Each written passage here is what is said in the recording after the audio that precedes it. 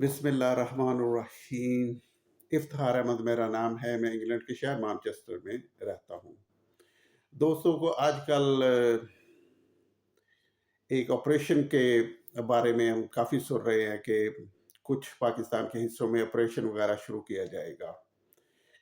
کیونکہ وہاں پہ حالات وغیرہ کچھ اچھے نہیں ہیں۔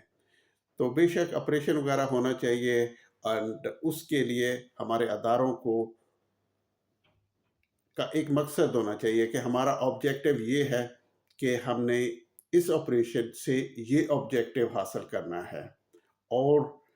اتنی دیر میں یہ ہمارا جو مقصد ہے وہ حل ہونا چاہیے یا وہ حاصل ہونا چاہیے 2 ماہ میں، 4 ماہ میں، 6 ماہ میں اس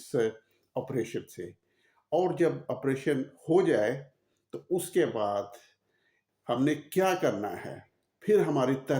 ترجیحات کیا ہونی ہے، اور ہم نے اسے اس ایریے میں یا جہاں آپریشن ہو رہا ہے وہاں پہ کیا بہتری لانی ہے، یا کیا بہتری ہمارے اس آپریشن سے آئے گی۔ یہ سارے کچھ ہمارے اداروں کے لیے کلیئر ہونا چاہیے کہ کہاں سے ہم نے سٹارٹ کرنا ہے، کیا حاصل کرنا ہے، کہاں پہ جا کے ہم نے اسے اینڈ کرنا ہے، اور جب اینڈ ہو جانا ہے تو ہم نے کیا کرنا ہے۔ تو اس سے پھر جس ایریوں میں آپریشن وغیرہ ہوگا تو انشاءاللہ تعالیٰ اس میں بہتری وغیرہ آئے گی۔ دوسرا، ہماری عوام کو بھی اپنے اداروں کو اپنے خیالات سے آگاہ کرنا چاہیے کہ ہمارا خیال ہے کہ اس طرح ہونا چاہیے اور یہ ہونا چاہیے اور اتنے عرصے کے لیے ہونا چاہیے، بجائے کہ اداروں کو گالیاں دیں یا ان کے خلاف ایک پروپیگنڈا کریں۔ تو اس سے بھی حالات وغیرہ اپنے ملک کے یا ان ایریوں کو خاص کر بہتری کی طرف نہیں جاتے، جب ایک عام آدمی یا جس ایریے میں آپریشن ہو رہا ہو اس کے لوگ اپنے اداروں کے ساتھ تعاون نہیں کرتے، تو وہ ایک سلسلہ چلتا ہی رہتا ہے، وہ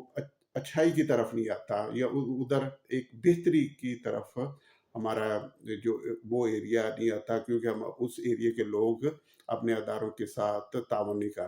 کر رہے ہوتے۔ تو اس کے لیے بہت ضروری ہے کہ عام آدمی کو بھی جو آپریشن ہو اس میں انوالو ہونا چاہیے، اور اپنے اداروں سے پوچھنا چاہیے کہ یہ بھائی اس سے آپ نے حاصل کیا کرنا ہے، کب تک اسے چلانا ہے، اور اس کے بعد اس کا حل کیا ہونا ہے۔ تو اس سے انشاءاللہ تعالیٰ ہمارے ان علاقوں میں اور ان ایریاز میں بہتری آئے گی جہاں پہ ابھی حالات وغیرہ اچھے نہیں ہیں۔ تو امید کرتا ہوں کہ ادارے بھی پاکستان کے ہیں، عوام بھی